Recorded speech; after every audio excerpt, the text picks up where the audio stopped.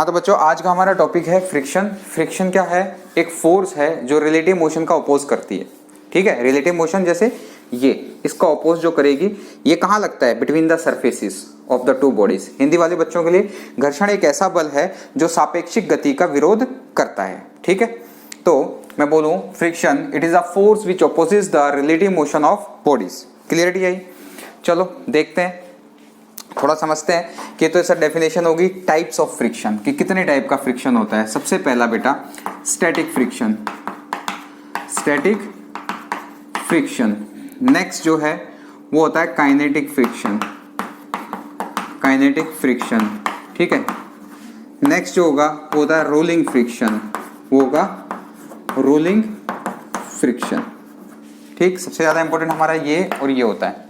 ठीक है, चलो मैं बात करता हूँ स्टैटिक। हिंदी वाले बच्चों के लिए स्थैतिक घर्षण, गतिक घर्षण और लोटनिक घर्षण। ठीक है, ये इसकी डेफिनेशंस की अगर हम बात करते हैं, ये फ्रिक्शन बेटा कब लगेगा? जब बॉडी मेरी रेस्ट पे रहेगी, जब मेरी वस्तु विराम अवस्था में रहेगी। ठीक है, जब मेरी बॉडी रेस्ट पे रहेगी तो ये लगेगा। अब जब मेरी बॉडी चल रही है, ठीक है, मूविंग कंडीशन में है, तो उस वक्त कौन सा फ्रिक्शन लगेगा? Kinetic friction. कई किताबों में इसको डायनेमिक फ्रिक्शन भी बोल दिया है, डायनेमिक फ्रिक्शन भी बोला हुआ है। ठीक है, कई बुक्स में इसको डायनेमिक फ्रिक्शन भी। अब बॉडी अगर रोल कर रही है, बॉडी अगर रोल कर रही है, ठीक है, ये वाले केस में तो क्या है, ये चल पड़ी, ये भी काइनेटिक है। लेकिन अब बॉडी अगर घूमती हुई आगे बढ़ रही है, रोल करती हुई आगे बढ़ रही है, तो उस कंडीशन में जो फ्रिक्शन अप्लाई होगा उसको अपन क्या बोलेंगे? Rolling friction. ठीक है, वो क्या कहलाएगा? रोलिंग फ्रिक्शन कहलाएगा। चलो सबसे पहले फर्स्ट वाला देखते हैं, स्टैटिक फ्रिक्शन। इसको समझते हैं ना फर्स्ट वाले को। तो देखो स्टैटिक फ्रिक्शन मतलब स्थैतिक घर्षण, और स्थैतिक घर्षण हेडिंग डालो rolling friction, static friction. Types of friction में ये काम का है हमारे ज्यादा। ठीक है, इसको देखते हैं। देखो जरा स्टैटिक फ्रिक्शन क्या होता है बेटा, समझना हमको बहुत जरूरी है। इसके अंदर जो काम की बातें मैं बताऊंगा, देखना जरा। जैसे ये बॉडी रेस्ट पे, समझना ना, ये मेरी बॉडी रेस्ट पे कोई है मास की। अब भाई मैं इसको इस डायरेक्शन में फोर्स लगा रहा हूँ, ऐसे पकड़ के मैं इसको खींच रहा हूँ। ठीक है, कैसे खींच रहा हूँ? ऐसे खींच रहा हूँ, लेकिन ये तो चल ही नहीं रही, ये तो चल ही नहीं रही। क्यों नहीं चल रही? क्योंकि सरफेस, ये बॉडी कैसी है? अभी भी रेस्ट पे है, फोर्स लगने के बाद भी। क्यों नहीं चल रही? क्योंकि सर जाहिर सी बात है, जितने अमाउंट का ये फोर्स इधर लग रहा होगा, कोई ना कोई फोर्स इधर इक्वल ऑपोजिट डायरेक्शन में लग रहा होगा, और जो इस ब्लॉक और इस सरफेस के बीच में लग रहा है, इसको क्या बोलेंगे? इसको बोलते हैं स्टैटिक फ्रिक्शन। ठीक है, स्थैतिक घर्षण।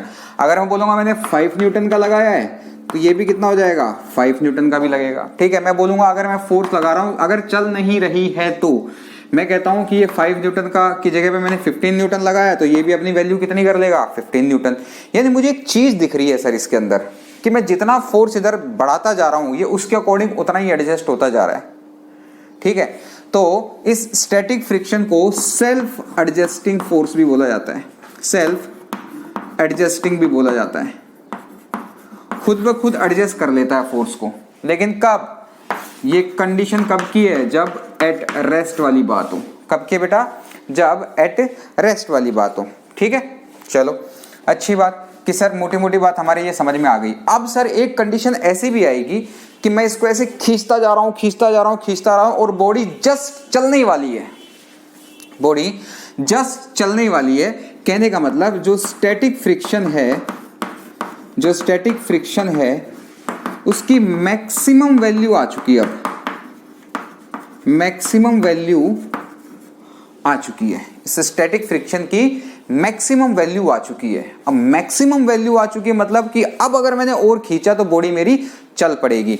तो बेटा इसको बोला जाता है, इस मैक्सिमम वैल्यू को, इसकी मैक्सिमम वैल्यू को बोला जाता है लिमिटिंग फ्रिक्शन। क्या बोला जाता है?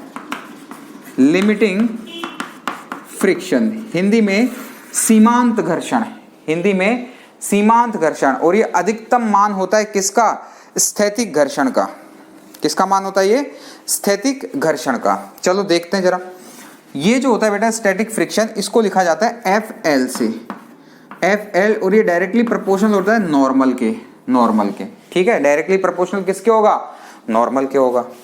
बेटा मुद्दे की जो बहुत इंपॉर्टेंट बातें हैं, सबसे पहली इंपॉर्टेंट बात ये कि ये सेल्फ एडजस्टिंग होता है। दूसरी मुद्दे की बात, सेल्फ स्टैटिक फ्रिक्शन की जो मैक्सिमम वैल्यू होती है वो कहलाती है लिमिटिंग फ्रिक्शन, और ये किसके डायरेक्टली प्रोपोर्शनल होता है, नॉर्मल के। अब अगर मैं नॉर्मल की बात करूं यहां पे तो देखना जरा,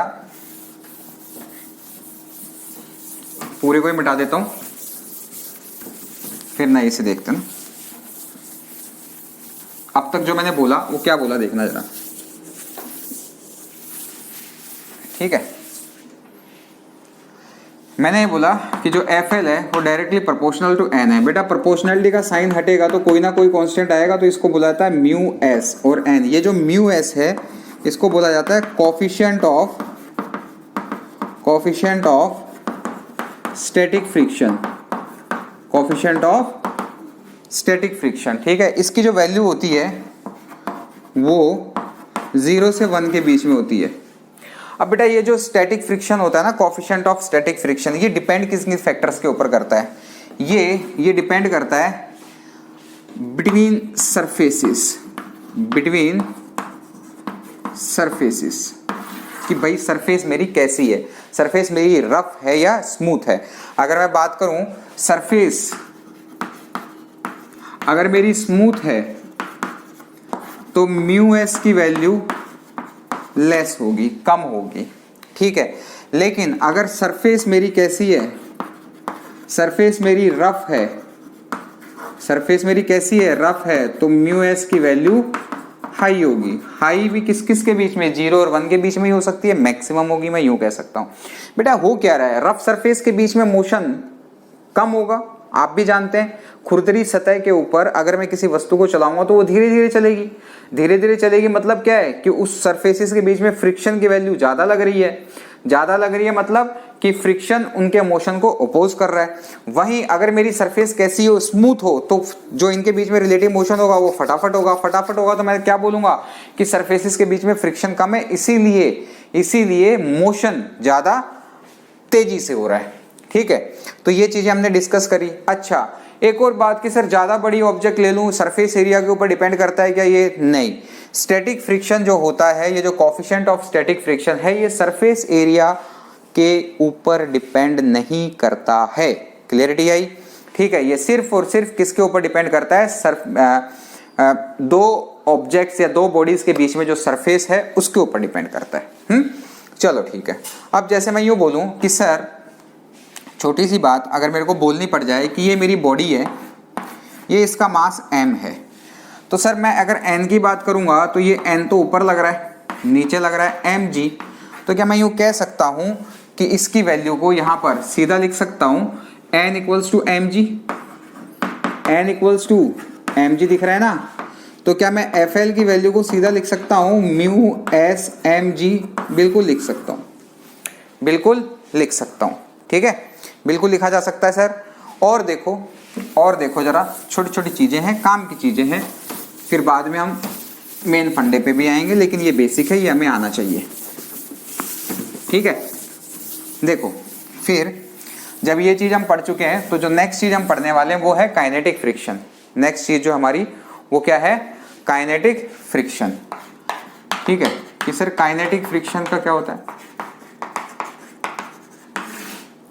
स्टैटिक फ्रिक्शन हमने पढ़ा, स्टैटिक फ्रिक्शन के अंदर हमने लिमिटिंग फ्रिक्शन पढ़ा। अब बात करी जाए काइनेटिक फ्रिक्शन की, तो बेटा काइनेटिक फ्रिक्शन अगर मैं बोलूंगा तो ये मैं क्या बोलूंगा कि ये वो फ्रिक्शन है या ये वो फ्रिक्शन, ये फोर्स है तब अप्लाई होती है जब बॉडी किस में हो, मेरी मूविंग कंडीशन के अंदर हो, जब बॉडी किस में हो, मेरी मूविंग कंडीशन के अंदर हो, ठीक है, कि जब मेरी बॉडी चल रही हो तब ये लगता है। जैसे यहां पर बात की जाए कि सर जैसे ये बॉडी है, ये m है, ये इधर कुछ चल रही है, इस तरफ इसका मोशन है, और ये जो इसके बीच में अब जो कोफिशिएंट ऑफ स्टैटिक फ्रिक्शन लगेगा वो लगेगा Fk, ठीक है। तो यहाँ पर जो Fk की बात आएगी वो आएगी म्यू के n, उसको ऐसे लिखा जाएगा, ये ऊपर n, ये नीचे mg, तो क्या लिख सकता हूँ n इक्वल्स टू mg, और बेटा यहाँ पर रखेंगे तो क्या बोलेंगे Fk इक्वल्स टू म्यू के mg। बेटा ध्यान रखना, हमेशा ध्यान रखना कि जो म्यू एस की वैल्यू होती है वो हमेशा म्यू के से ज़्यादा होगी, इसीलिए स्टैटिक फ्रिक्शन जो होगा, स्टैटिक फ्रिक्शन की जो वैल्यू होगी वो हमेशा ही ज़्यादा होगी काइनेटिक फ्रिक्शन के।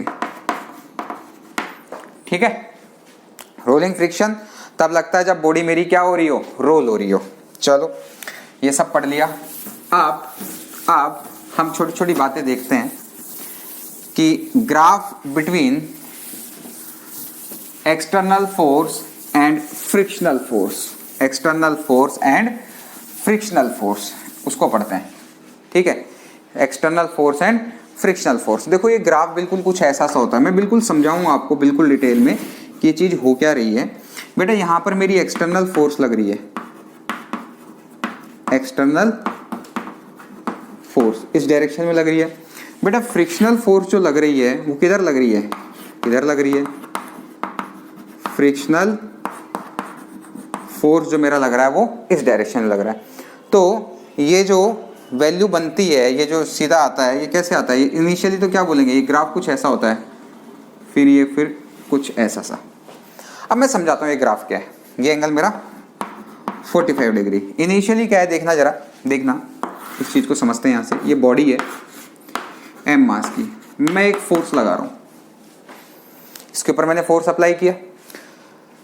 बेटा मान लो कि मैक्सिमम एफ मैक्स कितना हो सकता है, ज़्यादा से ज़्यादा 20 न्यूटन हो सकता है।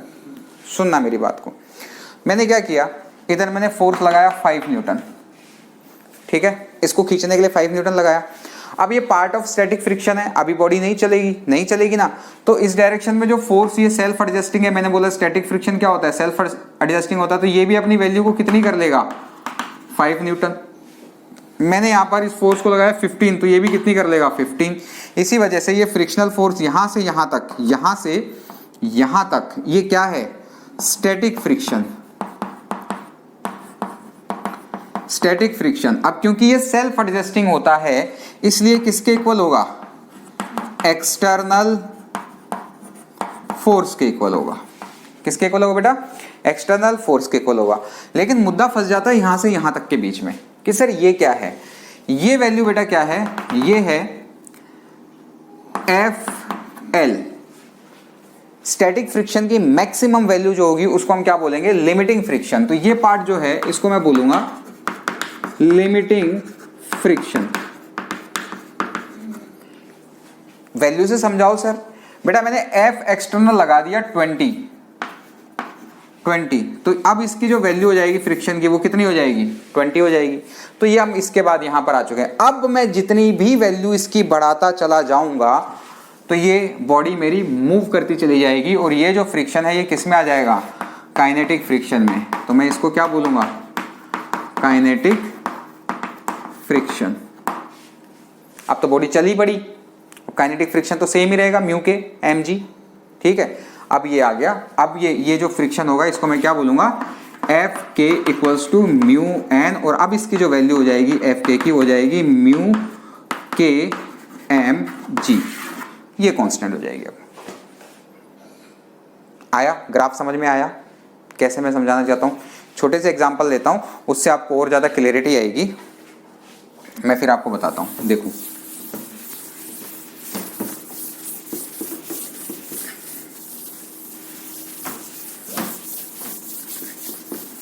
देखो एक छोटा सा एग्जांपल लेता हूँ, आपको ज़्यादा अच्छे समझ में आएगा। देखो जैसे बेटा मैंने यहाँ पर एक ब्लॉक लिया, सुनना ठीक है। इसका जो म्यू के का वैल्यू है वो 0.4 है और 1 kg का ब्लॉक ले लेता हूँ ना, m इक्वल्स टू 1 kg, ये ले लिया। ठीक है, m इक्वल्स टू 1 kg ले लिया, म्यू के की वैल्यू 0.4 ले ली और म्यू एस की वैल्यू 0.5 ले लेते हैं, 0.5 ले ली। ठीक है, मैं यहाँ पर एक फोर्स लगा रहा हूँ F, और बेटा फ्रिक्शनल फोर्स जाहिर सी बात है कहाँ लगेगी, इधर लगेगी। फ्रिक्शनल फोर्स कहाँ लगेगी, इधर लगेगी। ठीक है, अब फ्रिक्शनल फोर्स अगर इधर लगेगी, ठीक, चलो देखते हैं। अब जाहिर सी बात है बॉडी को अगर इधर मूव कराना है तो कुछ इसका एक्सेलरेशन होगा कि नहीं होगा। चेक करते हैं क्लियरिटी आ रही है कि नहीं आ रही है, प्रॉपर आप लोगों को, हाँ, क्लियरिटी और फ्रेम में आप प्रॉपर आ रहे हैं। तो मैं कुछ ऐसा बोलना चाहता हूं कि जब F की वैल्यू 1 न्यूटन हो, कॉमा 2 न्यूटन हो, कॉमा 5 न्यूटन हो, कॉमा 6 न्यूटन हो, 8 न्यूटन हो, ये वैल्यूज हों, तब एक्सेलरेशन क्या होगा? तब एक्सेलरेशन क्या होगा? चलो देखते हैं, सॉल्व करते हैं। देखो ये इससे आपको ना बहुत अच्छे से चीज क्लियर होगी।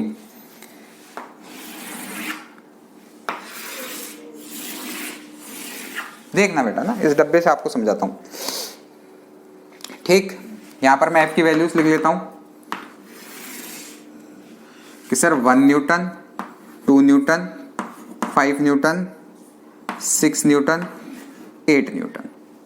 चलो अच्छी बात। अब यहां पर पहले लिखते हैं एफ एस,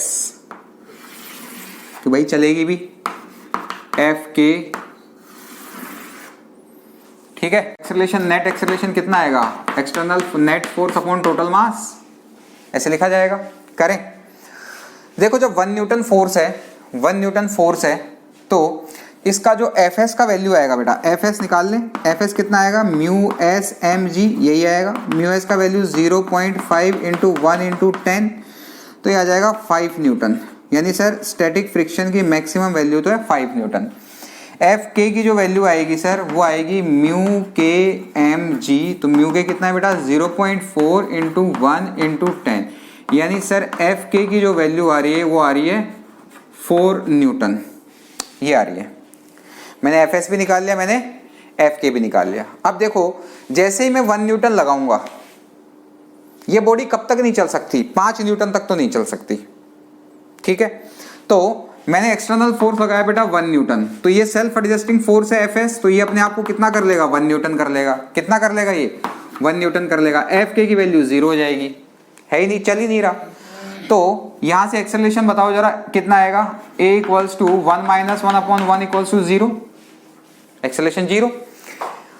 अब वापस देखते हैं कि सर F इक्वल्स टू अगर 2 न्यूटन हो जाए, तो बेटा F इक्वल्स टू अगर 2 न्यूटन हो जाएगा, तो देख 2 न्यूटन हो जाएगा, ये तो कब तक नहीं चलेगी? 5 न्यूटन तक नहीं चलेगी। कब तक नहीं चलेगी? 5 न्यूटन तक नहीं चलेगी। तो फिर से ये जो Fs है ये सेल्फ एडजस्टिंग फोर्स है, तो ये अपने आप को कितना कर लेगा? एक्सटर्नल के इक्वल कर लेगा, 2 न्यूटन। तो अभी भी इसकी वैल्यू कितनी हो जाएगी? 2 न्यूटन। ये तो अभी है ही नहीं, तो वापिस से A का वैल्यू कितना आएगा? 2 माइनस 2 अपॉन 1 यानी कि 0। अच्छी बात। 5 न्यूटन के ऊपर बात करते हैं, तो ये कब तक नहीं चलेगा? जब तक 5 न्यूटन नहीं हो। तो अब अगर एक्सटर्नल ने अपनी वैल्यू 5 न्यूटन कर ली है, तो ये भी सेल्फ एडजस्टिंग है बेटा, ये मैक्सिमम 5 न्यूटन आ जाएगा, अपनी मैक्सिमम वैल्यू को अचीव कर चुका है। तो ये भी स्टैटिक फ्रिक्शन भी कितना होएगा? 5 न्यूटन हो जाएगा, और ये हो जाएगा खत्म। ये तो है ही नहीं, अभी भी रेस्ट पे ये बॉडी मेरी, तो ये अभी भी 0 है। अब देख बेटा जरा ध्यान से, अब मामला पलटेगा। कैसे पलटेगा? कि सर ये 6 न्यूटन हो जाए, अब ये कितना हो जाए? 6 न्यूटन हो जाए, लेकिन ये अपनी मैक्सिमम वैल्यू कितनी है? इसकी मैक्सिमम वैल्यू कितनी है? 5 न्यूटन है। तो अब ये नहीं रोक पाएगा। अब अगर ये नहीं रोक पाएगा तो गाड़ी मेरी चल पड़ेगी, यानी ब्लॉक मेरा चल पड़ेगा। अगर बेटा ब्लॉक मेरा चल पड़ेगा, तो उस कंडीशन में देखो जरा क्या होगा? स्टैटिक फ्रिक्शन तो खत्म हो गया, अब कौन सा वाला फ्रिक्शन आ जाएगा? Kinetic friction. तो अगर मैं बात करूं कि ये 6 न्यूटन है, तो अब ये चीज तो कोलैप्स हो गई, ये तो रहेगा ही नहीं। अब ये कितना आ जाएगा? काइनेटिक फ्रिक्शन कितना आएगा? 4। तो बेटा अब एक्सेलरेशन की वैल्यू बता जरा। A equals to 6 minus 4 upon 1, यानी कि सर 2 मीटर पर सेकेंड स्क्वायर से गाड़ी चलेगी अपनी। गाड़ी कहने का मतलब ब्लॉक चलेगा, ठीक है। बात करते हैं 8 न्यूटन की। तो 8 न्यूटन के वाले केस के अंदर भी ये एफ के हो जाएगा, कितना हो जाएगा? 4 न्यूटन ये लगेगा। अभी वाले केस में भी चल पड़ी है, तो ये चीज खत्म। अब ये वैल्यू कितनी हो जाएगी? 4। तो ए का वैल्यू कितना बोलूंगा? 8 माइनस 4/1 इक्वल्स टू 4 मीटर पर सेकेंड स्क्वायर, ये वैल्यू आ गई। मेरे ख्याल से अब आपको बहुत अच्छे से क्लियर हो गया होगा कि स्टैटिक फ्रिक्शन को सेल्फ एडजस्टिंग क्यों बोला जाता है। आया समझ में? ठीक है, इस पूरे को मिटा दूं, फिर देखते हैं आगे कुछ नई चीज देखते हैं। इसी के ऊपर, सेल्फ एडजस्टिंग के ऊपर ही मिटा दें। लो मिटा देते हैं।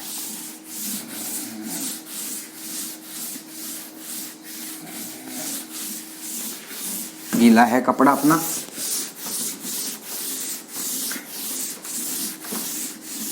अच्छे से साफ हो जाएगा बोर्ड।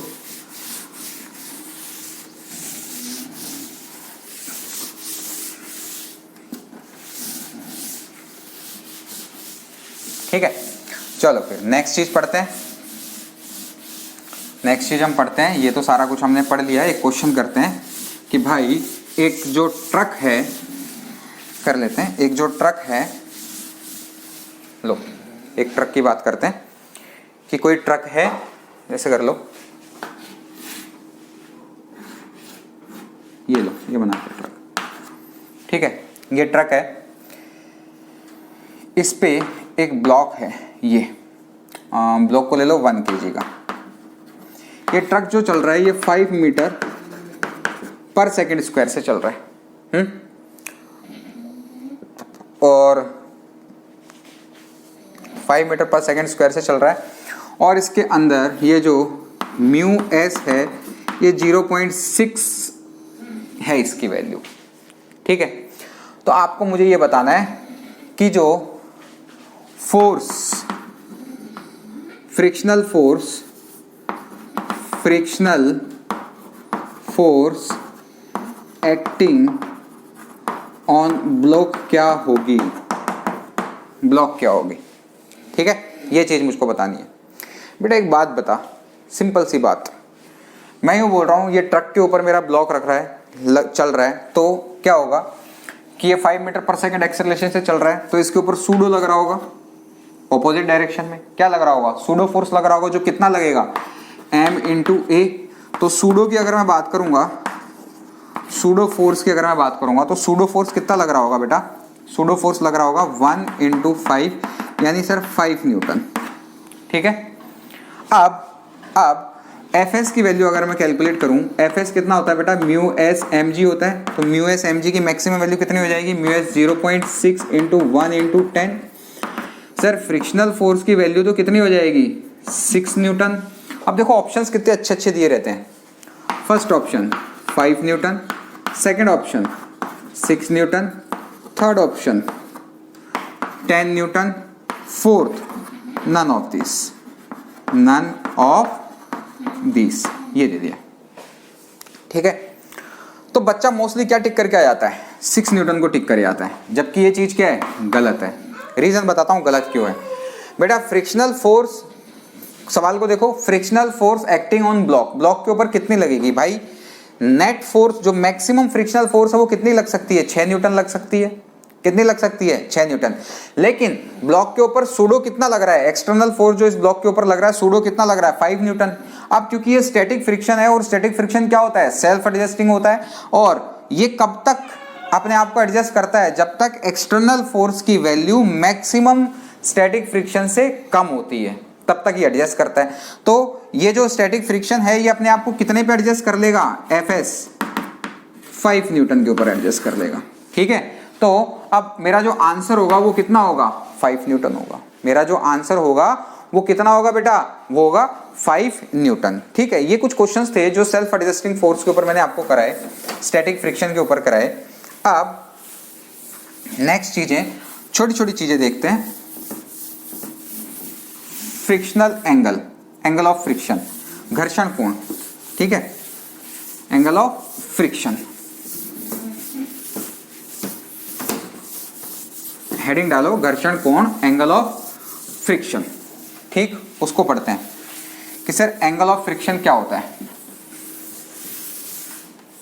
देखो एंगल ऑफ फ्रिक्शन की बात की जाए तो एंगल ऑफ फ्रिक्शन होता है ये नॉर्मल, ये क्या है मेरा, ये नॉर्मल है। ठीक है, नॉर्मल है, और ये मेरा फ्रिक्शनल फोर्स F है।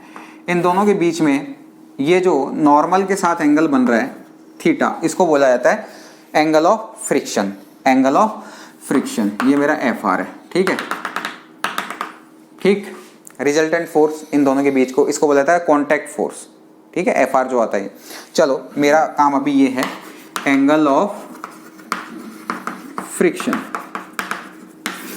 तो मैं क्या बोलूंगा, एंगल ऑफ फ्रिक्शन क्या होगा बेटा, नॉर्मल के साथ, नॉर्मल और जो फ्रिक्शनल फोर्स इधर लग रही है, इन दोनों का रिजल्टेंट आया ये, तो इन दोनों का रिजल्टेंट और नॉर्मल के साथ जो मेरा एंगल बनेगा उसको बोला जाता है एंगल ऑफ फ्रिक्शन। फिर से मेरे वर्ड्स को सुनो बेटा, ये नॉर्मल लग रहा है, ये फ्रिक्शनल फोर्स लग रही है, इन दोनों का जो रिजल्टेंट आएगा ये होती है कांटेक्ट फोर्स, ये होती है कांटेक्ट फोर्स। इधर लिख देता हूं, इसको बोलते हैं कांटेक्ट फोर्स। आगे निकलवाऊंगा इसकी वैल्यू, अभी निकलवाऊंगा। ये होती है हमारी कांटेक्ट फोर्स, और ये कौन अप्लाई करता है? अप्लाइड बाय सरफेस,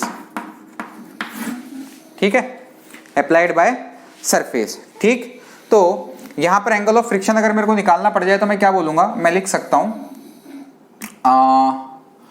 ये देखो, ये वाले ट्रायंगल को लेते हैं, यहां से मैं tan थीटा की वैल्यू देखता हूं। tan थीटा की वैल्यू जो आएगी वो कितनी आएगी, ये ऊपर आएगा perpendicular upon base f upon n, है ना, f अपॉन n। f को क्या लिखेंगे, म्यू s या mu into n by n। f क्या होता है, म्यू n होता है, और ये मेरा हो जाएगा tan थीटा। तो जो थीटा की वैल्यू आएगी वो आएगी tan इनवर्स म्यू। कितनी वैल्यू आएगी इसकी, tan इनवर्स म्यू, ठीक है। ये हो गया मेरा एंगल ऑफ फ्रिक्शन। चलो जब बात चली है तो यहीं पर मैं कर देता हूं, सॉल्व करता हूं। मैं यूं बताता हूं कि भाई अब देखते हैं रिजल्टेंट फोर्स ये जो आएगी Fr, कांटेक्ट फोर्स की वैल्यू क्या आएगी, ठीक है। कांटेक्ट फोर्स की वैल्यू सर क्या होगी, तो ये जो कांटेक्ट फोर्स की वैल्यू को भी सॉल्व कर लेते हैं। कांटेक्ट फोर्स क्या होगा बेटा, देखो जरा, ये कांटेक्ट फोर्स के इन दोनों के बीच का रिजल्टेंट है।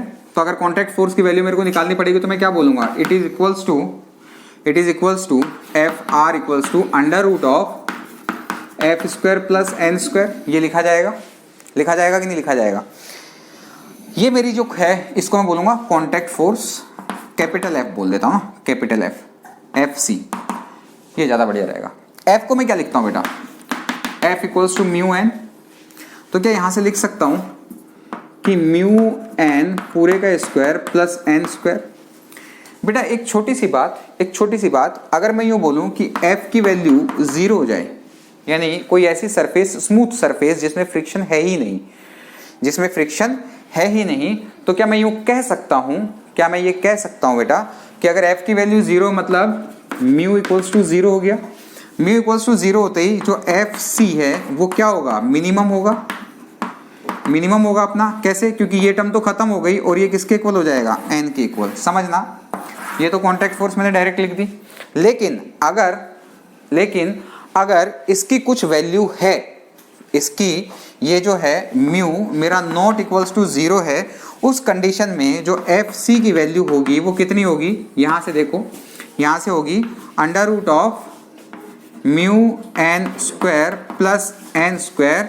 और इसको आगे मैं सॉल्व करूंगा तो बेटा ये क्या आएगा, ये आएगा एन तो आ जाएगा common, under root 1 plus mu square, ये वैल्यू आ जाएगी। कितनी वैल्यू आई, ये वैल्यू आई। तो बेटा यहां से मैं क्या चीज पता चल रहा है मेरे को कि सर ये जो कांटेक्ट फोर्स है ना, ये जो कांटेक्ट फोर्स है ये लाई कर रही है कितने से, मिनिमम कितनी है इसकी value, n greater than equals to F C greater than equals to किसके इक्वल, लास्ट में ये कितनी है value, n under root 1 plus mu square. और ये फोर्स कौन अप्लाई कर रहा है बेटा, ये फोर्स कौन अप्लाई कर रहा है, ये फोर्स सरफेस अप्लाई कर रही है। आई बात समझ में, क्लियरिटी आई, अच्छे से समझ में आया। चलो फिर देखते हैं नेक्स्ट चीज समझते हैं, नेक्स्ट चीज देखते हैं जरा, मिटा दूं, चलो। नेक्स्ट चीज जो है वो है कि अब देखो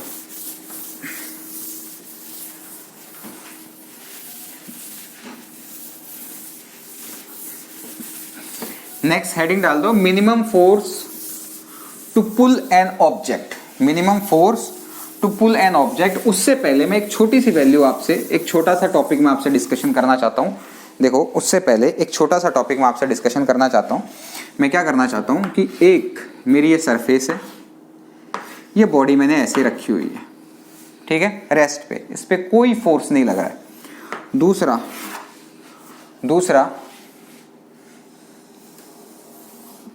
यहाँ तक ही ठीक है। दूसरा ये सरफेस है, इसके बीच में क्या है म्यू एस, और यहाँ मेरा नॉर्मल n1 और नीचे लग रहा है मेरा mg। सुनना, बहुत इंपॉर्टेंट चीज़ बता रहा हूँ आपको। ऐसे ही एक और ब्लॉक है, ठीक है, m, इसको मैं कुछ f फोर्स से खींच रहा हूँ इधर, ये कुछ थीटा एंगल है, और भाई म्यू एस, इस वाले केस में नॉर्मल मेरा लग रहा है n2। नेक्स्ट केस जो है वो है मेरा यही, अभी इस पे कोई एक्सटर्नल फोर्स नहीं लग रहा है, इसमें बेटा मैं क्या कर रहा हूं, पुल कर रहा हूं, खींच रहा हूं, और इस वाले में क्या कर रहा हूं, पुश कर रहा हूं, F फोर्स से पुश कर रहा हूं, ठीक है। सारी चीजें भैया, कोएफिशिएंट ऑफ फ्रिक्शन हर जगह सरफेस और उसके बीच में म्यू ही है, क्लियरिटी आई। और अब ये वाला जो पार्ट है मेरा, इसको मैं बोलूंगा n3, ठीक है।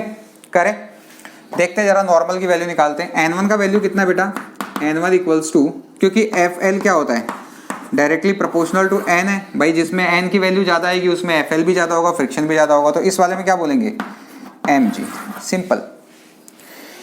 पुल वाले केस में बोलेंगे तो क्या बोलेंगे, ये ऊपर आएगा f साइन थीटा, देखना मैं कुछ गड़बड़ नहीं कर दूं लिखने में, f cos थीटा, और ये क्या हो जाएगा mg, ठीक है। तो बेटा मैं इसको क्या लिख सकता हूं, n2 equals to n2 plus f sine theta equals to mg, और n2 की वैल्यू जो आएगी mg minus f sine theta, है ना, सिंपल।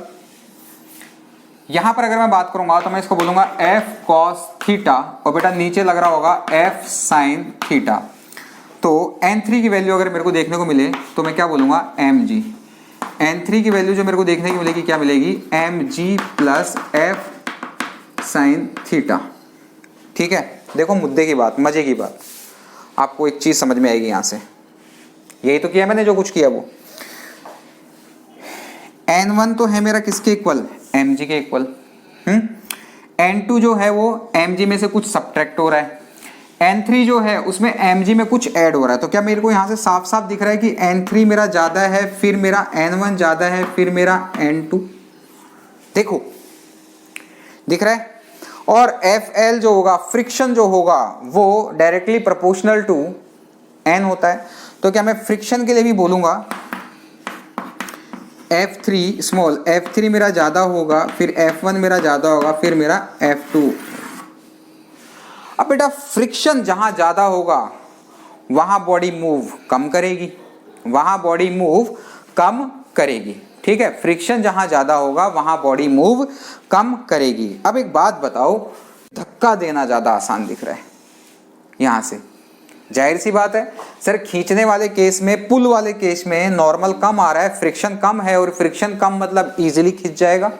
तो मैं यूं कहूंगा, it is easier to pull an object as compare to push that object.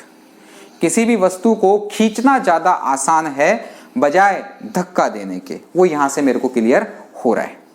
आया समझ में, ठीक है। जब ये चीज क्लियर हो गई तो देखो जरा नेक्स्ट चीज भी देख लेते हैं फटाफट, छोटी छोटी चीजें जो हमारे काम में आएंगी, जो हमारे काम में आएंगी, छोटी छोटी हैं पर काम की हैं। फ्रिक्शन बहुत आसान है बेटा। अब फ्रिक्शन के अपने ड्रॉबैक्स भी हैं, बेनिफिट्स भी हैं। फ्रिक्शन कहाँ कहाँ काम में आता है ज़्यादा, फ्रिक्शन सर रिलेटिव हम चल पा रहे हैं, कोई भी चीज़ रोल हो रही है, वो सब किसकी वजह से, फ्रिक्शन की वजह से। फ्रिक्शन का लॉस क्या है, हीटिंग इफेक्ट प्रोड्यूस करता है इंडस्ट्रीज में, सब अपना अपना। फ्रिक्शन का फायदा भी है तो नुकसान भी है। चलो मैं तो बात कर रहा था, हेडिंग डालो नई, minimum force applied to pull an object. ये भाई मिनिमम फोर्स कितनी लगे किसी भी ऑब्जेक्ट को खींचने में। तो मिनिमम फोर्स, उससे पहले मैं एक बार डायग्राम बनाता हूँ कि सर पुल एन ऑब्जेक्ट का डायग्राम बनाओ, उससे समझाओ। मैं बोलता हूँ लो एफ मेरा लग रहा है, एफ कितना लगाऊं बाद में बता देंगे, अभी तो एफ ही चलने दो। ये कुछ एंगल थीटा के ऊपर लग रहा है सर, ऊपर तो लगेगा इसमें नॉर्मल, और इधर लगेगा F cos थीटा। सर इधर लगेगा फ्रिक्शनल फोर्स F और नीचे लगेगा mg और सर ऊपर है ना, ऊपर लगेगा F sin theta. I hope आप लोगों को ये FBD समझ में आया। ठीक है, अब मुझे खींचना है मतलब इस ब्लॉक को चलना है। इस ब्लॉक को चलना है तो बेटा क्या होना चाहिए, कंडीशन क्या होनी चाहिए कि sir F cos theta must be greater than equal to frictional force. और यहां से मुझे क्या पता चल रहा है, n plus F sine theta equals to mg। और बेटा n की वैल्यू मेरे को निकालनी है, मैं क्या बोलूंगा, mg माइनस का f साइन थीटा, और जो f की वैल्यू होती है वो होती है म्यू n। तो f की वैल्यू आएगी mu mg minus mu f sine theta. ये वैल्यू यहां पे रख दूंगा तो मैं क्या कहूंगा कि f cos theta must be greater than equals to mu mg minus f mu f sine theta. देखो कहीं लिखने में थोड़ी कुछ गड़बड़ करी है, नहीं करी ना। यानी सर यहां से मुझे क्या पता चलेगा, f cos theta plus mu f sine theta greater than equals to mu mg।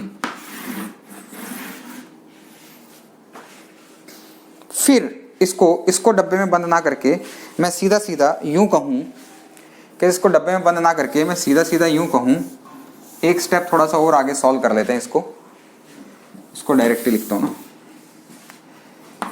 f cos theta plus mu f sine theta greater than equals to mu mg। f को कॉमन ले लो, अंदर बचेगा cos थीटा प्लस का mu sine theta greater than equals to mu mg। और बेटा f का value आएगा greater than equals to mu mg upon cos theta plus mu sine theta. ये देखो ये बहुत काम की चीजें हैं। अब अगर मेरे को ये मिनिमम चाहिए, f का वैल्यू मेरे को मिनिमम चाहिए, तो ये नीचे वाला मैक्सिमम होना चाहिए। नीचे वाला क्या होना चाहिए, मैक्सिमम होना चाहिए। और मैक्सिमम के लिए मुझे किस वैल्यू पे ये मैक्सिमम होगा वो पता होना चाहिए। नीचे वाला किस वैल्यू पे मैक्सिमम होगा मुझे ये पता होना चाहिए। तो इसको मैं कैलकुलेट करूं तो मुझे इसको क्या करना पड़ेगा, डिफरेंशिएट करना पड़ेगा विद रिस्पेक्ट टू थीटा। और फिर डिफरेंशिएशन के बाद इसको क्या करना पड़ेगा, 0 mu sine theta equals to 0। बेटा इसको डिफरेंशिएट करूंगा तो माइनस का sine theta plus mu cos theta equals to 0। ये इधर चला जाएगा तो mu cos theta equals to sine theta, और ये mu equals to tan theta के ऊपर ये मिनिमम होगा। ये ट्रायंगल से देखो, ये मेरा थीटा है, टेन थीटा क्या होता है, परपेंडिकुलर अपॉन बेस। तो ये वैल्यू कितनी हो जाएगी, 1 प्लस म्यू स्क्वायर। तो अगर मुझे म्यू मिनिमम चाहिए, साइन थीटा अगर मैं देखूं यहाँ पे, देखो मिनिमम वैल्यू निकाल रहा हूं मैं इसकी मैं मिनिमम वैल्यू निकाल रहा हूं बेटा ना। देखो यहां से साइन थीटा की वैल्यू कितनी आएगी, साइन थीटा आएगा sir perpendicular mu upon under root 1 plus mu square. बेटा कॉस थीटा की वैल्यू कितनी आएगी, कॉस थीटा आएगा 1 upon under root 1 plus mu square. ये वैल्यू आ गई, ये वैल्यूज दोनों यहां पर पुट कर दो तो f म्यू mg। अच्छा मिनिमम है तो अब इक्वल टू वाला केस आ जाएगा ना, मिनिमम है तो इक्वल टू लग जाएगा, म्यू mg अपॉन कितना है, कॉस थीटा कितना बेटा 1 upon under root 1 plus mu square plus mu into ये कितना है sine theta mu upon under root 1 plus mu square. तो बेटा f का वैल्यू कितना आ जाएगा, mu mg into 1 plus mu square upon 1 plus mu square. कह सकता हूं यहां से मुझे f मिनिमम जो मिला, f मिनिमम वो मिला mu mg upon under root of 1 plus mu square. यानी सर मिनिमम फोर्स जो होगी किसी ऑब्जेक्ट को पुल करने के लिए वो ये आएगी। आया समझ में आया आपको, थोड़ी छोटी चीजें क्लियर हुई। तो चलो एक क्वेश्चन करते हैं फिर आपको आई होप ज़्यादा अच्छे से समझ में आएगा। इसको मैं पूरा अच्छे से रब कर देता हूँ, फिर नेक्स्ट चीज़ें पढ़ेंगे हम। फिर कुछ 2 क्वेश्चन करते हैं ताकि आपको समझ में आए।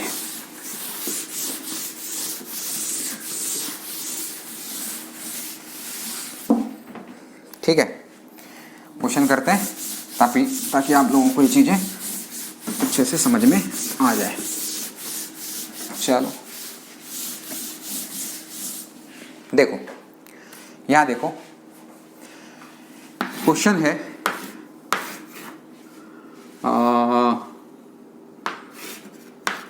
F इक्वल्स टू mg, ये थीटा है ना, m इसका फोर्स ले लिया। इसको मूव कराने के लिए कंडीशंस जो दे रखी हैं वो कौन सी कंडीशन सही है? म्यू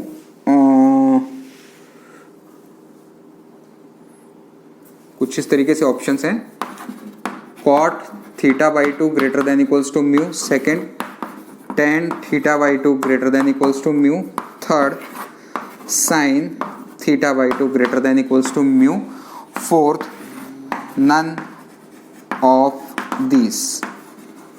ये यानी F इक्वल्स टू mg इस ब्लॉक के ऊपर फोर्स लग रहा है, कोफिशिएंट ऑफ फ्रिक्शन इनके बीच में कितना है? म्यू है, मास इसका m है, तो इसको मूव करे उस किस कंडीशन के ऊपर, इनमें से किस कंडीशन के ऊपर ये ब्लॉक चलने लग जाएगा। ठीक है, कैलकुलेट कर लेते हैं। अपने को तो चीजें आती हैं कि सर ऊपर लगेगा F sine theta, sorry cos theta लगेगा यहाँ पे, सर इस डायरेक्शन में आएगा F साइन थीटा, देखते रहना बेटा कहीं कुछ गड़बड़ नहीं हो।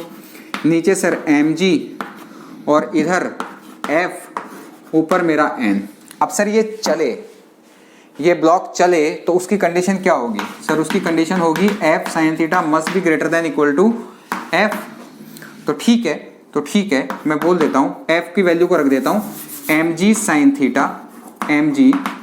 Theta greater than equals to, F की वैल्यू कितनी होती है बेटा? F होता है म्यू n, और n कितना आएगा? n आएगा हमारा F equals to mu, n का वैल्यू यहां से देखो mg minus F sine theta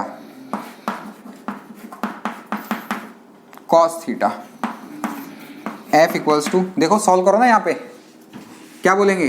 n plus F cos theta equals to mg, n का वैल्यू आएगा mg minus F cos of theta. F की वैल्यू भी क्या लिख दूं मैं? mg रख दूं, mg रखते ही मेरे को क्या मिलेगा? Mu mg 1 minus cos theta.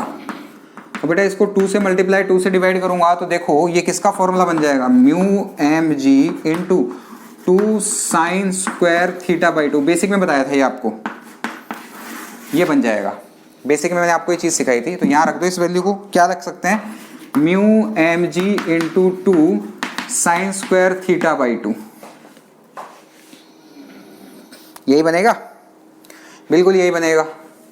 Sir मैं इसको मल्टीप्लाई डिवाइड कर दूं 2 से, इसको भी ब्रेक कर दूं क्योंकि मुझे एंगल्स यहाँ पर ऑप्शन में एंगल्स हाफ हाफ दिख रहे हैं। अच्छा बच्चों के मन में आता है सर हमें कैसे पता चलेगा कि हाफ एंगल लेना है? बेटा ऑप्शन देखो, ऑप्शन से क्लियरिटी आएगी। ठीक है, यहाँ पे भी 2 से डिवाइड 2 से कर दो तो साइन 2 थीटा का फॉर्मूला कितना बन जाएगा? 2 sine theta by 2 cos theta by 2 into का mg से तो mg खत्म ही हो गया, लिखने की क्या जरूरत है? Greater than equals to mu into 2 sine square theta by 2। ठीक है, ये चीज आएगी। देखो साइन थीटा से साइन थीटा एक कैंसिल हो जाएगा, तो ये वैल्यू कितनी आएगी? एक 2 से 2 भी कैंसिल हो रहा है, तो ये कुछ चीज जो बनती सी दिख रही है मेरे को, क्या बन रही है? Cos theta by 2 upon sine theta by 2 equals to mu. और सर ये जो मेरे को दिख रहा है cot theta by 2 greater than equals to mu, ये जो चीज मेरे को दिख रही है ये वाली दिख रही है, पहला ऑप्शन। इस कंडीशन के ऊपर ब्लॉक मेरा चलने लग जाएगा। ठीक है, चलो अब जब सारी चीजें कर ली तो इंक्लाइन प्लेन को क्यों छोड़ा? जब सारी चीजें हमने कर ही ली तो इंक्लाइन प्लेन के ऊपर भी देखते हैं मोशन क्या होगा। ठीक है, इंक्लाइन प्लेन के ऊपर भी देखते हैं मोशन कैसा होगा, क्या होगा। उससे पहले इंक्लाइन प्लेन पढ़ने से पहले मुझे ये देखना है, एक टर्म आती है angle of repose. Angle of repose, विराम कोण, हिंदी में बोलते हैं इसको विराम कोण। चलो मैं समझाता हूं आपको ये क्या होता है। एंगल ऑफ रिपोज या फिर विराम कोण कहलाता क्या है। ठीक है, इस चीज को देखते हैं। देखो बेटा ये वो एंगल होता है, इसको मैं बोलूंगा फाई। ये फाई एंगल वो होता है जिस पर कोई बॉडी जस्ट स्लाइड करना शुरू कर दे, फिसलना शुरू कर दे। ठीक है, नत तल पे बनाया गया वह कोण जिस पर वस्तु गति करना प्रारंभ कर दे उसको बोला जाता है विराम कोण। इंग्लिश वाले बच्चों के लिए it is the angle at incline plane at which body just slide. ठीक है, चलो देखते हैं, इसको निकाल लेते हैं। बेटा ये फाई है, नीचे लगेगा mg, इधर लगेगा, ये भी फाई हो जाएगा, mg cos फाई, ये मेरा नॉर्मल है, इधर लगेगा mg sin फाई फ्रिक्शन। करें तो अभी वाली कंडीशन में, जस्ट वाली कंडीशन के अंदर तो क्या होता है, मिनिमम कंडीशन लगती है, तो क्या मैं बोल सकता हूं F equals to mg sin phi. और बेटा n की वैल्यू कितनी है, mg cos फाई। ठीक है, mg cos फाई है, f कितना होता है, म्यू n होता है, जस्ट स्लाइड वाली कंडीशन है ना, इक्वल टू ले सकते हैं। तो मैं बोल सकता हूं म्यू mg cos फाई, यहां पर लिखा जा सकता है mu mg cos phi equals to mg sin phi. mg से mg कैंसिल, यानी म्यू इक्वल्स टू, वापिस आपको देखने को मिलेगा sin phi by cos phi, ये mu equals to tan phi, तो phi equals to tan inverse. Sir ये तो हमने एंगल ऑफ फ्रिक्शन में ही पढ़ा था। हाँ कोई बात नहीं, अगर थीटा की वैल्यू फाई से कम है, यानी इंक्लिनेशन जैसे इतना है, फाई से कम है, तो बॉडी मेरी किस पे रहेगी, रेस्ट पे रहेगी। थीटा इक्वल्स टू फाई पे है, तो ये कौन सी क्रिटिकल कंडीशन आ गई कि बस जस्ट चलने ही वाली है, लेकिन अभी भी किस पे है, रेस्ट पे, अभी भी जस्ट स्लाइड। अगर थीटा की वैल्यू फाई से ज़्यादा है तो बॉडी क्या कर जाएगी, स्लाइड कर जाएगी, बॉडी क्या कर जाएगी, स्लाइड कर जाएगी। क्लियरिटी आई। चलो जब इंक्लाइन प्लेन हमने बना ही लिया है और सारी चीज़ें हमने कर ही ली है, ठीक है, तो इसी के ऊपर हम यूँ देखते हैं कि अगर बॉडी मेरी नीचे की तरफ आ रही है, बॉडी नीचे की तरफ एक्सेलरेट कर रही है ए एक्सेलरेशन से, ठीक है, तो इसका एक्सेलरेशन क्या होगा, ए का वैल्यू क्या होगा। बेटा नीचे की तरफ आ रही है तो मैं क्या बोलूँगा, नीचे की तरफ आ रही है तो नेट फोर्स जो बोली जाएगी वो कितनी बोली जाएगी, mg sin फाई की जगह आप इसको थीटा कर लो, सब जगह पे थोड़ा सा सही रहेगा, कंफ्यूजन नहीं रहेगा। थीटा और ये भी थीटा, कंडीशन देख रहा हूँ, तो mg sin theta minus f equals to ma। बेटा मैं सब वैल्यूज देख रहा हूँ, देखते चलो, mg sin theta minus mu n ma, और बेटा n इक्वल्स टू कितना है, mg cos थीटा, तो mg sin theta minus mu mg cos of theta equals to ma। ठीक है, तो यहाँ से अगर मैं बोलूँगा, अगर मैं यहाँ से बोलूँगा तो बेटा mm तो हर जगह से कैंसिल हो रहा है, तो क्या मैं बोल सकता हूँ g sin theta minus mu cos theta equals to a। आपको मैंने एनएलएम में पढ़ाया था कि अगर कोई बॉडी इंक्लाइन प्लेन पे स्लाइड कर रही है, फ्रिक्शनलेस सरफेस है, तो जो एक्सेलरेशन होता है वो कितना होता है, जी साइन थीटा होता है। बेटा म्यू का वैल्यू 0 रखो, आपको वापस जी साइन थीटा ही मिलेगा। क्लियरिटी आई। इसके बिल्कुल उल्टा हो जाए, उल्टा क्या हो जाए कि अगर मैं इस बॉडी को देखो, इसको मैं मिटा देता हूँ, ये तो स्लाइड डाउन वाली कंडीशन थी। अब अगर मूव अप वाली कंडीशन ले लूँ, मैं बोलूँ कि अगर मैं इसको ही F4 से ऊपर की तरफ खींचूं, तब इसका एक्सेलरेशन क्या होगा। बेटा ऊपर की तरफ F4 से मूव करेगी तो फ्रिक्शन पीछे की तरफ लगेगा कि नहीं लगेगा। तो इस कंडीशन में अगर मेरे को एक्सेलरेशन देखना है तो मैं अब क्या बोलूंगा, net force MA equals to क्या बोलेंगे, mg sin theta plus F। तो बेटा ये MA equals to mg sin theta plus mu n, mg sin theta plus mu n क्या बोलूंगा, mg cos थीटा ma। बेटा m हर जगह से कट जाएगा, a का वैल्यू आएगा g sin theta plus mu cos theta. ये कब की कंडीशन है, ये कब का एक्सेलरेशन है, जब बॉडी मेरी इंक्लाइन प्लेन के ऊपर मूव अप हो रही हो, ऊपर चल रही हो। बात अच्छे से समझ में आई, क्लियरिटी आई, क्लियर हुआ। चलो तो फिर एक क्वेश्चन करते हैं। देखता हूँ आपको कितना क्लियर हुआ है। एक छोटा सा क्वेश्चन करते हैं। मैंने आपको एक्सेलरेशन नीचे आते वक्त होगा वो भी बता दिया, मैंने आपको एक्सेलरेशन ऊपर जाते वक्त होगा इंक्लाइन प्लेन के ऊपर वो भी बता दिया, मैंने आपको इंक्लाइन प्लेन के ऊपर एंगल ऑफ रिपोज भी बताया। ठीक है, तो अब जो नेक्स्ट क्वेश्चन है वो कुछ इस तरीके का है, वापिस वही है कि ये कोई इंक्लाइन प्लेन है, ठीक है, इसके जस्ट टॉप पे एक m मास का ब्लॉक है, वो नीचे स्लाइड कर रहा है। इसका आधा L/2 पोर्शन तो फ्रिक्शन है, जो सरफेस वैल्यू है, कोफिशिएंट ऑफ फ्रिक्शन म्यू दे रखा है, बाकी L/2 रिमेनिंग L/2 ये तो हो गया रफ, ये हो गया स्मूथ। ठीक है, अब ये यहां से आकर के यहां पर रुक जाता है, तब आपको थीटा और म्यू के बीच में क्या रिलेशन होगा वो फाइंड आउट करना है। करें, चलो यहां से यहां तक का A से C तक का ये B पॉइंट ले लेते हैं, A to C तक का मोशन देखते हैं। यहां पर U का वैल्यू कितना है, 0 है, S कितना है, L/2 है, A कितना है, G sin थीटा है।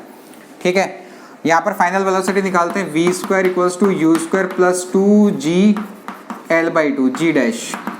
ठीक है, तो u ये तो खत्म ही हो गया, v स्क्वायर की वैल्यू जो आएगी बेटा वो कितनी आएगी, 2g sin theta into L/2 खत्म, g L sin theta equals to v square, ये वैल्यू मेरे को मिली है।